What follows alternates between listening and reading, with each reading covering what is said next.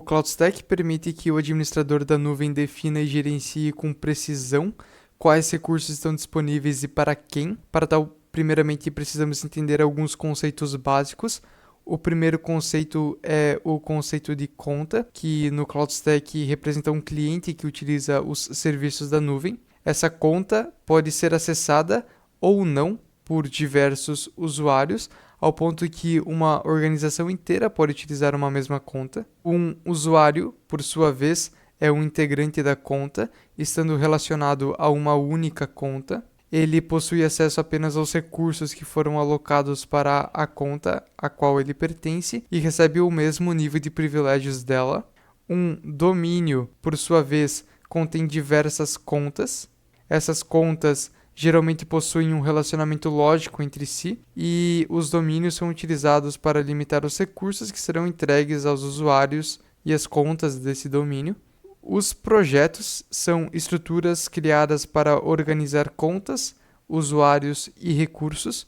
Então, os projetos podem agregar contas ou usuários de um mesmo domínio, e essas contas ou usuários que fazem parte do projeto podem compartilhar recursos como VMs, snapshots, templates e endereços IPs. Os recursos criados em um projeto pertencem apenas ao projeto em questão e, como consequência, eles só podem ser acessados dentro do projeto. Em uma perspectiva de alto nível, no CloudStack, as contas são subdivididas em dois tipos: as administradoras e as de usuário. As contas administradoras poderão acessar APIs para alocação de recursos e para a gerência dos seus recursos e dos recursos das contas a que elas possuem acesso. As contas de usuário poderão gerenciar apenas os seus próprios recursos. As permissões que cada conta possui, no entanto, podem ser alteradas através da criação de roles personalizadas, de forma que contas de usuário tenham privilégios semelhantes a de contas administradoras. Mais detalhes sobre a gestão de roles serão abordados no decorrer do vídeo. Também ressalta-se que, quando um usuário é adicionado a uma conta, ele adquire automaticamente as permissões referentes àquela conta. Para a adição de uma conta, aqui no menu de contas devemos selecionar esse botão. No formulário devemos especificar primeiramente a função, então vamos criar uma conta domain admin. O usuário, então o usuário será administrador domínio ACS. A senha, devemos confirmá-la. O e-mail, o nome,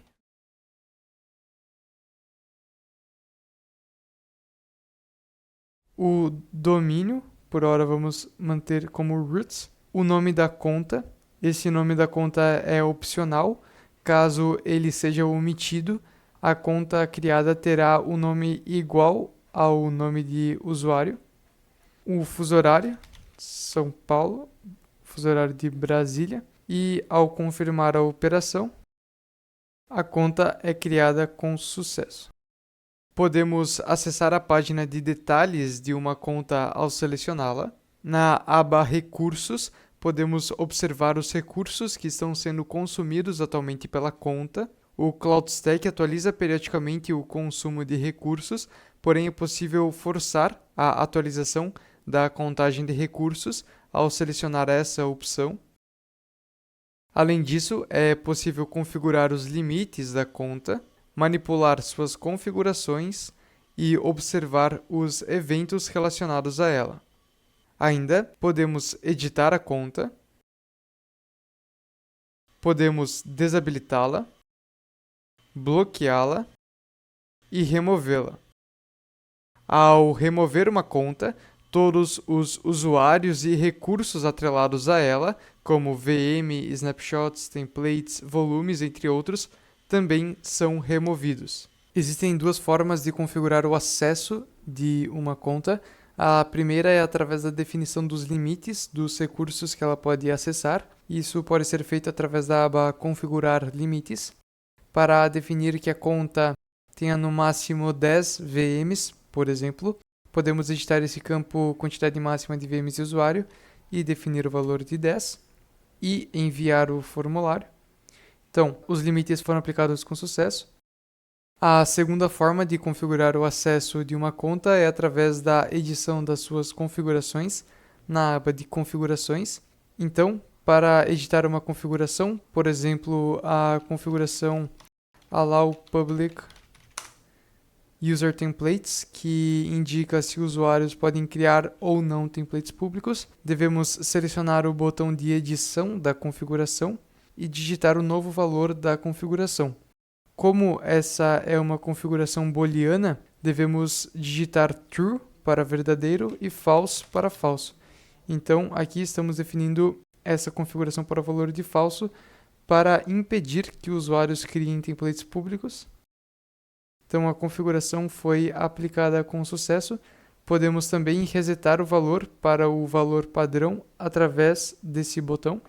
Então, ao clicarmos, como o valor padrão era verdadeiro, o valor da configuração passará a ser true.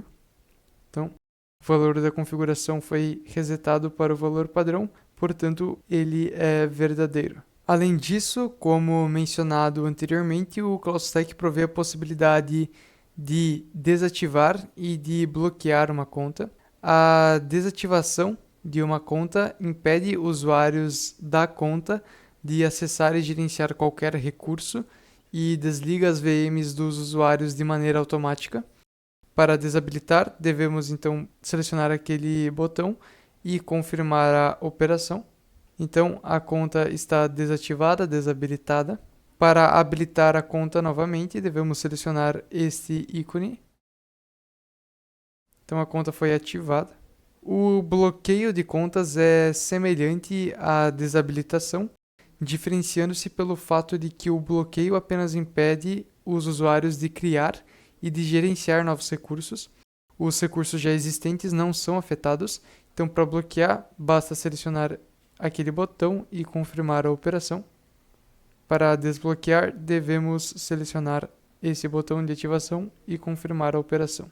O CloudStack possui uma funcionalidade de definir faixas de IPs que têm acesso às APIs da plataforma. Para isso, primeiramente, a configuração API Source CIDR Checks Enabled deve estar marcada como verdadeira. Essa configuração indica se a checagem dos IPs de origem das requisições das APIs do CloudStack está habilitada ou não. Em seguida, a configuração API Allowed Source CIDR List deve ser manipulada. Nessa configuração devem ser definidos os CIDRs, os blocos IPv4 ou IPv6, que podem acessar a API do CloudStack, e essa configuração pode ser sobrescrita a nível de conta. Então, o laboratório que estou utilizando aqui para gravações encontra-se na rede 192.168.122.0/24 e irei acessar a conta administrador do domínio ACS, irei na aba de configurações, irei pesquisar pela configuração API Allowed Source CIDR List, irei manipular essa configuração para apenas permitir que usuários dessa conta executem chamadas à API do CloudStack a partir da rede 192.168.100.0/24. Então, como estou na rede .122, eu não irei conseguir realizar chamadas à API do CloudStack. Então, para demonstrar, irei realizar o logout e irei realizar o login com aquela conta. Então, administrador domínio ACS, a senha password. Então, eu não consigo realizar a autenticação. Por quê? Porque o endereço IP ao qual estou utilizando, que nesse caso é 192.168.122.1, ele está fora do bloco de IPs definido na configuração. Irei então retornar agora com a conta do operador. Irei acessar novamente a conta administrador do domínio. Irei acessar as configurações e pesquisar pela configuração. Eu vou editar essa configuração para agora definir como bloco de IPs a rede 192.168.122.0/24. Agora, como eu estou dentro desse CIDR definido, eu irei conseguir realizar requisições à API do CloudStack com essa conta. Então, ao realizar o logout e o login novamente, então a senha é password, como a anterior, eu consigo realizar a chamada às APIs do CloudStack. Ressalta-se que, para identificar o IP de origem das requisições às APIs, o CloudStack consome o header x-forwarded-for das requisições da HTTP. Esse header pode ser alterado pelo requisitante, portanto é necessário configurar os proxies e os firewalls que participam da comunicação com o CloudStack, de forma que isso seja identificado e que o header repassado para o CloudStack contenha o IP de origem real do requisitante. As roles são usadas para definir permissões que determinada conta possui dentro da infraestrutura de nuvem. Existem 4 tipos de roles. As do tipo admin possuem acesso completo ao ambiente, ou seja, podem gerenciar a infraestrutura, a segregação lógica do ambiente e os recursos das contas de usuário. As do tipo domain admin têm permissões para gerenciar os recursos virtuais que pertencem aos seus domínios. As do tipo Resource Admin têm permissões para gerenciar apenas os recursos virtuais dos seus domínios e só podem ser adicionadas a domínios que possuam ao menos uma zona dedicada a eles. E, por fim, as do tipo User têm permissões para gerenciar apenas os seus próprios recursos.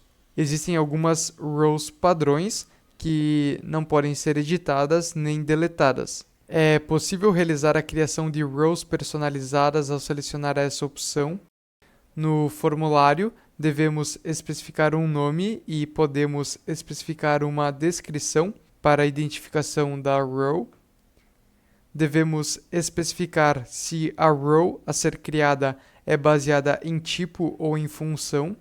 Caso seja selecionada a opção tipo, deverá ser definido qual será o tipo da role a ser criada nesse campo. Caso seja selecionada a opção função, deverá ser selecionada uma role base. Nesse cenário, será utilizada a role base para definir qual será o tipo da role a ser criada e será realizada uma cópia das regras contidas na role base para a role a ser criada. Para a demonstração, irei primeiramente realizar a criação de uma role baseada no tipo user.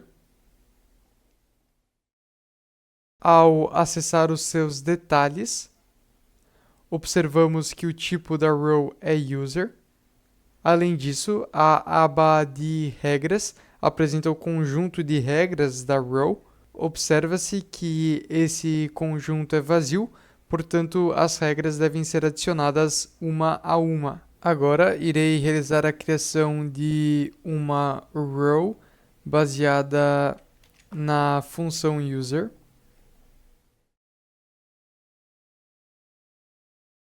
Observa-se que o tipo da role é user e que, ao acessar a aba de regras, já tem-se um conjunto de regras herdadas da role base, que no caso é a role padrão user. Para realizar a customização das regras, devemos primeiramente pesquisar se essa regra já está presente na listagem ou não. Então, por exemplo, irei pesquisar se a regra create volume está presente, e sim, ela está presente na listagem e ela está definida como permitir. Podemos negar o seu acesso, selecionando a opção de negar, e podemos realizar também a exclusão da role ao selecionar essa opção.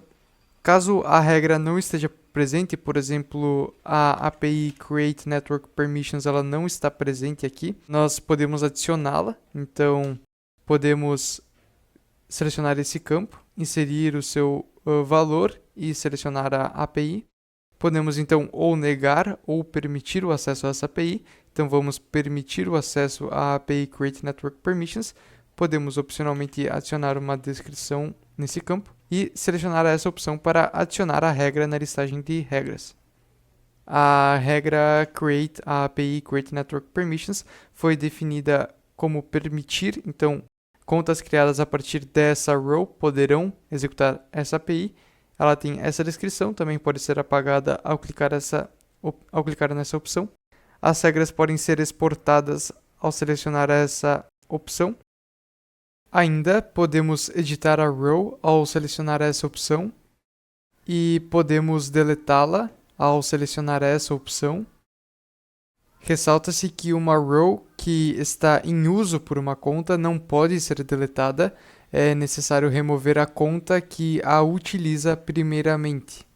Domínios, como citado anteriormente, consistem na agregação de várias contas, geralmente usado para unificar contas com diferentes rows, mas que fazem parte da mesma organização. Eles permitem isolar e limitar o acesso aos recursos da nuvem para as contas que o compõem.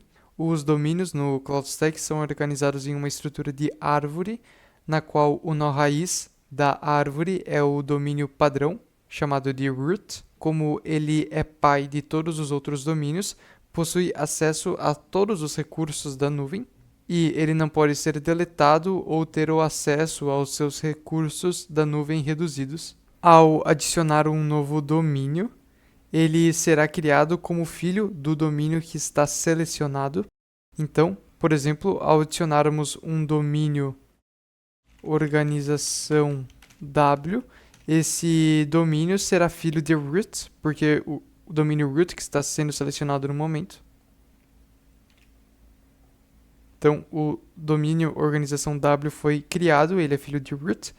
Para adicionarmos um subdomínio de um subdomínio, então, por exemplo, ao selecionarmos a organização X, podemos adicionar um domínio que será filho da organização X. Então, subdomínio da organização X. Então, ao criarmos esse domínio, ele será um filho da organização X, subdomínio da organização X. As configurações iniciais de limites do domínio criado são herdadas do domínio pai. O valor -1 indica que o limite é infinito. E para definir, por exemplo, que esse domínio, a organização X, tenha no máximo 5 VPCs, devemos editar o campo quantidade máxima de VPCs e definir o valor de 5 e enviar o formulário. Então agora o domínio pode ter no máximo 5 VPCs. Podemos mover um domínio juntamente com os seus filhos para um outro domínio. Então, por exemplo, podemos mover a organização X com o seu domínio filho subdomínio organização X para o domínio organização Y. Para isso, devemos acessar o CloudMonkey e executar a API moveDomain. Então, essa API ela move um domínio e os seus filhos para um novo domínio pai. Então, ela aceita como parâmetro o domínio a ser movido e o domínio do novo pai do domínio a ser movido. Esse parâmetro, parent domain ID, pode ser omitido. Caso ele seja omitido, o domínio root vai ser o novo pai. Vamos executar move domain com o domain ID sendo o ID da organização X. Vamos copiar o seu ID e colar aqui. E o parent domain ID como sendo o ID da organização Y. Ao executarmos e ao atualizarmos a interface de usuário, observamos que agora o domínio root tem como filho a organização Y. Essa organização Y, por sua vez, tem como filho a organização X, que tem como filho o subdomínio da organização X. Usuários no CloudStack fazem parte de uma conta e têm um username único dentro do domínio. É possível adicionar vários usuários na mesma conta, cada um deles com nome e senha próprios. Para tal, devemos selecionar a conta desejada e a opção Visualizar usuários e o botão Adicionar usuário. No formulário, devemos especificar o nome do usuário, a senha, o e-mail, o nome, o fuso horário e confirmar a operação.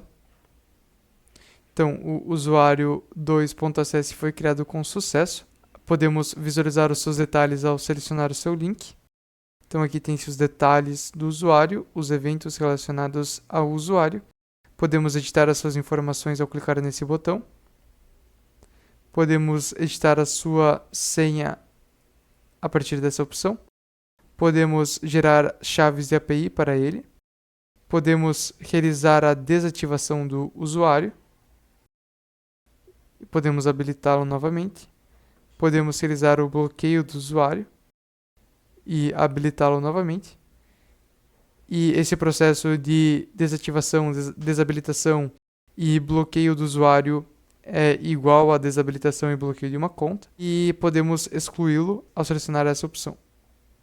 Então, o usuário foi excluído aí com sucesso. Então, ao acessarmos o usuário ACS, ao acessarmos os seus usuários, o usuário 2.cs não está mais presente. Projetos servem para organizar recursos e agrupar contas e usuários.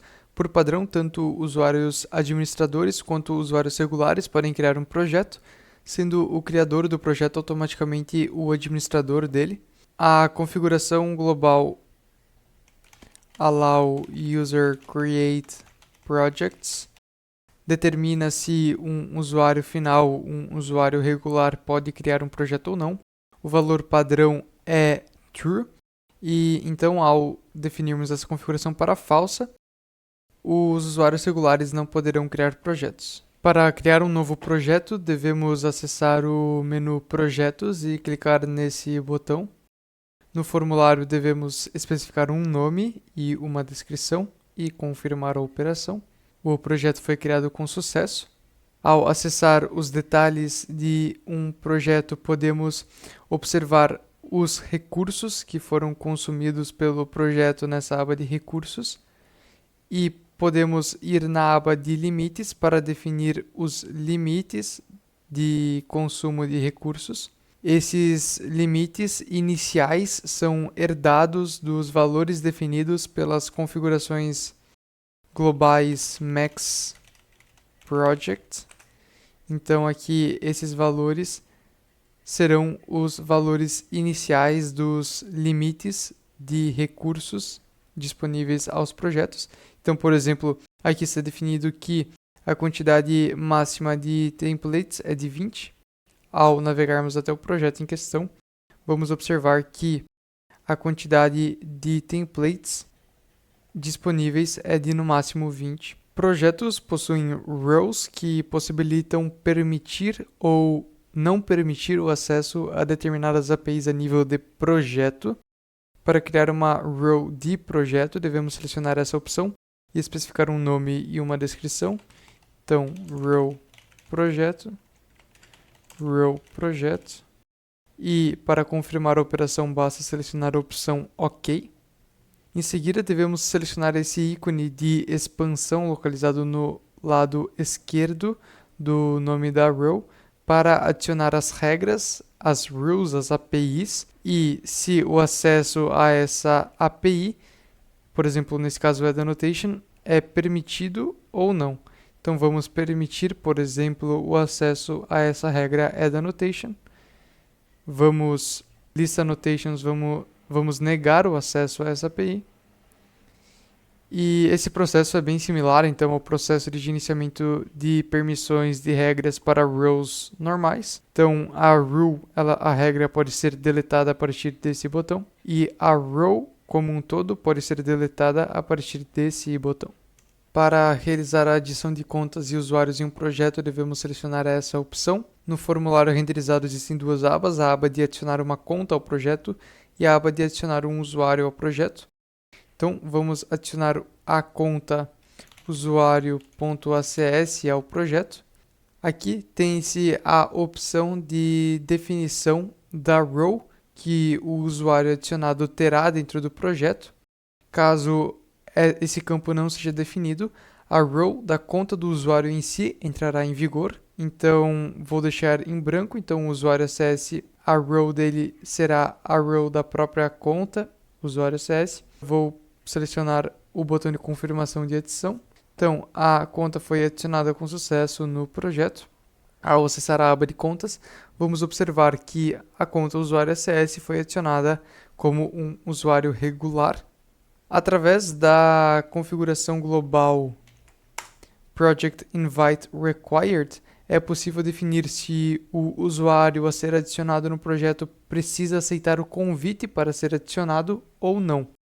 Caso seja verdadeira, essa configuração Project Invite Timeout entrará em vigor, que define o timeout de expiração do convite. Além disso, para configurar o envio do e-mail do convite de adição de um usuário ao projeto, é necessário acessar as configurações Project Email Sender, que define qual será o remetente do e-mail de convite ao projeto, e Project SMTP, que define as configurações do servidor SMTP para envio dos e-mails. Por fim, um projeto pode ser editado ao selecionar essa opção,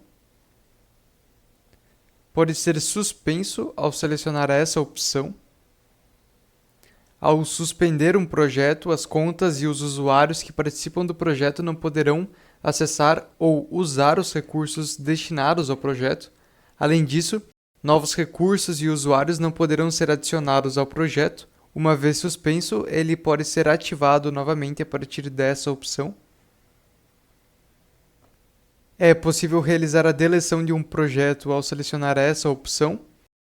Quando um projeto é deletado, todos os seus recursos são destruídos e as contas participantes do projeto são removidas do projeto. No formulário, observa-se que existe o parâmetro limpar, que indica se, ao deletar o projeto, os seus recursos também deverão ser deletados. Caso o projeto possua algum recurso alocado e seja realizada a tentativa de deleção do projeto com o parâmetro limpar falso, uma mensagem de erro será retornada. Para exemplificar esse comportamento, realizei a criação de uma rede isolada para o projeto. Então, vamos realizar a deleção do projeto com o parâmetro limpar falso. Observamos que uma mensagem de erro é retornada. Então, pode-se ou realizar a remoção dos recursos do projeto manualmente, ou passar a flag cleanup, a flag limpar, como verdadeira. Então, o projeto foi deletado com sucesso, bem como os seus recursos.